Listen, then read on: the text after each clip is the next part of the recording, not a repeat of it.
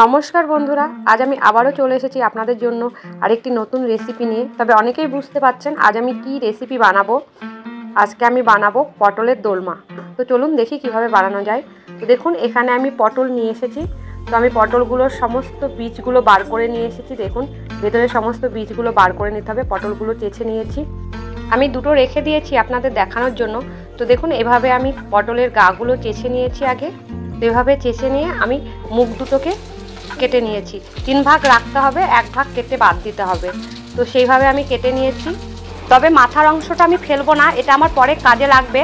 আর দেখুন এইভাবে আমি চাকু ঘুরিয়ে ঘুরিয়ে বীজগুলো সব বার করে নিয়েছি। তবে আপনারা চেষ্টা করবেন পটল যত কচি হবে ততই কিন্তু ভালো হবে। আমার পটলগুলো দেখুন সমস্তই কচি ছিল। পটলের বীজগুলো দেখুন সমস্ত কচি আছে, পটলের বীজগুলো সেরকমভাবে হয়নি। তো এইভাবে সমস্ত বার করে নেবেন। তো আমি সেকেন্ডটাও বার করে নিলাম, যে দুটো আমি দেখানোর জন্য রেখেছিলাম দুটোই আমি বার করে নিলাম। আর দেখুন পটলের যে মাঝের থেকে বীজগুলো আমি বার করেছিলাম সেগুলো আমি শিলনোড়ায় বেটে নিয়েছিলাম। এগুলো আপনারা চাইলে মিক্সিতেও বাটতে পারেন। তো আমার এখানে গ্রামে আমি সবসময় কারেন্ট পাই না, ওই জন্য আমি শিলনোড়াতেই বেটে নিয়েছি। আর দেখুন আমি কড়াইয়ের মধ্যে তেল দিয়ে দিচ্ছি। এবার আমি পটলগুলোর মধ্যে নুন মাখিয়ে রাখবো। আমি পটলের ভেতরে দেখুন একটু একটু করে নুন দিয়ে দিচ্ছি। এই নুনগুলো আমি মাখিয়ে নেব পরে আঙুল দিয়ে। আর পটলের টুপিগুলো যেগুলো অংশগুলো আমি বাদ দিয়েছিলাম সেগুলোতেও একটু নুন মাখিয়ে রাখছি, এগুলো আমার টুপির কাজ করবে। আর এভাবে দেখুন পটলটাকে একটু আঙুল দিয়ে দিয়ে ভালো করে নুনটা মাখিয়ে রাখছি, তাহলে কি হবে এর মধ্যে থেকে অনেক জল বেরিয়ে যাবে। আর এদিকে আমি নিয়ে নিয়েছি আদা কুচি, লঙ্কা কুচি, কিছুটা কাজু, কিশমিশ কুচোনো, আর নিয়ে নিয়েছি একটা আলু একটু ম্যাশ করে নিয়েছি। আমি দেখুন তেলটা আমার গরম হয়ে গেছে, তেলের মধ্যে আমি আদা কুচি দিয়ে দিলাম। এবার দিয়ে দিচ্ছি লঙ্কা কুচোনোগুলো। এবার এটাকে আমি ভালো করে একটু ভেজে নেব। এবার আমি দিয়ে দিচ্ছি এই পটল বাটাগুলো, পটলের যে বীজগুলো আমি রেখেছিলাম সেই পটলের বীজগুলো আমি এর মধ্যে দিয়ে দিচ্ছি। তো এটা আমি একটু ভালো করে ভেজে নেব। যেটা আমার ভাজা হয়ে গেছে, এবার আমি এর মধ্যে দিয়ে দিচ্ছি দেখুন নুন, হলুদ, ধনের গুঁড়ো, আর দিয়ে দেবো কাশ্মীরি লঙ্কার গুঁড়ো। এগুলো দিয়ে আমায় ভালো করে একটু কষাতে হবে। আর দেখুন কষানোটা আমার হয়ে গেছে।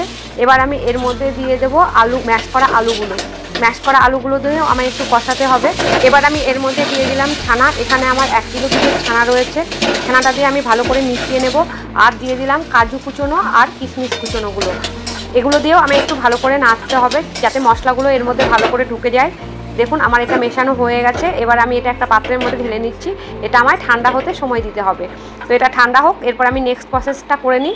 তো আমি এই একই কড়াইয়ের মধ্যে আমি দিয়ে দিচ্ছি আবারও তেল।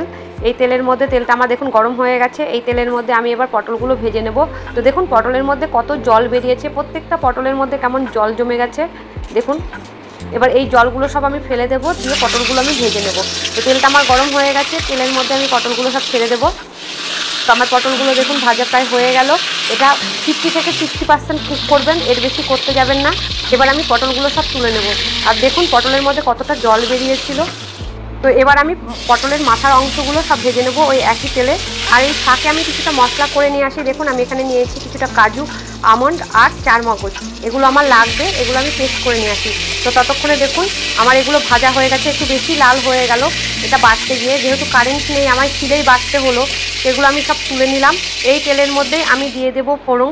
তো দেখুন আমি এখানে নিয়ে নিয়েছি একটা শুকনো লঙ্কা, 3টে এলাচ, আর লবঙ্গ আর দারচিনি।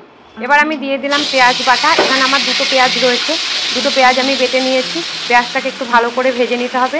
আর এখানে দেখুন রয়েছে আমার রসুন বাটা, আদা বাটা আর 3টে কাঁচা লঙ্কা লাল রঙের আমি বেটে নিয়েছি। তো আমি এবার এর মধ্যে দিয়ে দিচ্ছি রসুন বাটা। পেঁয়াজটা একটু ভেজে নিয়ে তবে রসুনটা দেবেন। তো এখানে আমি রসুন বাটাটা একটু ভালো করে কষিয়ে নেব। তো রসুনটা আমার কষানো হয়ে গেছে। এবার আমি আদা আর লঙ্কাটা একসাথেই দিয়ে দিলাম, এটা আমার একটু কষিয়ে নিতে হবে। এবার আমি দিয়ে দিচ্ছি দেখুন জিরে গুঁড়ো, ধনের গুঁড়ো আর কাশ্মীরি লাল লঙ্কার গুঁড়ো, আর দিয়ে দিচ্ছি হলুদ গুঁড়ো, নুন। এটা দিয়ে আমায় একটু ভালো করে কষিয়ে নিতে হবে। এবার আমি এর মধ্যে দিয়ে দিলাম ফেটানো টক দই দিয়ে একটু ভালো করে নাড়বেন, নইলে এটা ফেটে যাওয়ার ভয় আছে। আর আমি যে মশলাটা বেটে নিয়ে এসেছিলাম অর্থাৎ 4 মগজ, কাজু আর আমন্ড, সেই মশলাটা আমি এর মধ্যে দিয়ে দিলাম। এটা ভালো করে কষিয়ে নিতে হবে। তো এই ফাঁকে আমি দেখুন এই পুরগুলো ঠান্ডা হয়ে গেছে, এগুলো আমি এবার পটলের মধ্যে পুরে নেব। তো প্রথমে আমি হাতের মধ্যে এভাবে দলা করে নেব, দিয়ে পেটের মধ্যে পটলের যতটা ঢুকবে আর কি পেটের মধ্যে একদম ঠেসে ঠেসে ঢুকিয়ে দেবেন, দিয়ে পেটটাকে মোটা করে দেবেন, একটু ফাঁক রাখবেন না। তো দেখুন আমি সেকেন্ডটাও দেখাচ্ছি। এইভাবে পটলের পেটের মধ্যে ঠেসে ঠেসে ঢুকিয়ে দেবেন আঙুল দিয়ে, যতটা আর কি ঢোকে। তবেই কিন্তু এটা খেতে ভালো লাগবে। একদম কঞ্জুসি করবেন না, পেট ভর্তি করে ঢুকিয়ে দেবেন। এভাবে মাথাটা সিল করে দেবেন আঙুল দিয়ে। এইভাবে আমি প্রত্যেকটা করে নেব। আর দেখুন এই ফাঁকে আমার মশলাটা কষে গেছে। আর আমি এখানে ছানার জলটাই ব্যবহার করছি, আপনারা নর্মাল জল ব্যবহার করতে পারেন। তো আমি ছানার জলটা ফেলি না, যে তরকারি হোক না কেন ছানা দিয়ে তৈরি করলে আমি ছানার জলটাই ব্যবহার করি। তো এখানে আমি ছানার জলটা দিয়ে দিলাম। তো আপনারা আপনাদের মতন করে গ্রেভি রাখবেন, যে যতটা গ্রেভি রাখতে চান। তো আমি আমার মতন করে গ্রেভির জল দিয়ে দিলাম। তো এবার আমি এটা ফুটতে সময় দেবো। আর এই দেখুন আমার এটা পটলটা তৈরি করা হয়ে গেছে, আর এদিকে আমার গ্রেভিটা ফুটতেও লেগে গেছে। তো আমি 5 মিনিট এটা ফুটিয়ে নেব। আর দেখুন এখানে আমার কিছুটা বেঁচে গেছে পুরটা। তো এবার আমি পটলের মাথায় টুপিগুলো পরিয়ে দেব। তো টুপি পরানোর সময় চলে এসেছে। তো দেখুন এভাবে পটলটা সিল করে দেব, এখানে কাঠি দিয়ে এরকম মুখটা বন্ধ করে দেব। ব্যাস, সোজা, ভীষণই সোজা এটা। তো এবার সব পটলের টুপি পরাতে হবে। তো দেখুন সেকেন্ডটাও আমার হয়ে গেল। এইভাবে আমি সবগুলো করে নেব। আর এদিকে আমার 5 মিনিট হয়ে গেছে, আর আমার এগুলো সব করাও হয়ে গেছে। এবার আমি একটা একটা করে সব ছেড়ে দেব এই গ্রেভির মধ্যে। তো দেখুন আমার সবগুলো ছাড়া হয়ে গেছে। এবার আমি এটা 10 মিনিটের জন্য ফুটতে সময় দেব। তো এটা মিডিয়াম টু লো আছে 10 মিনিট ফুটিয়ে নেব। তো দেখুন আমার 10 মিনিট হয়ে গেছে। এবার আমি এর মধ্যে দিয়ে দিলাম 1 চামচ চিনি। এবার এটা আমি একটু নাড়িয়ে নেব। তো দেখুন পটলটা আমার কুক হয়ে গেছে। এবার আমি এর মধ্যে ছড়িয়ে দেব গরম মশলা আর দিয়ে দিচ্ছি ঘি। তো রান্নাটা আমার অলমোস্ট ডান। এবার এটা আমি সার্ভ করে দেব। তো দেখুন এটা আমি একটা পাত্রের মধ্যে ঢেলে দিচ্ছি।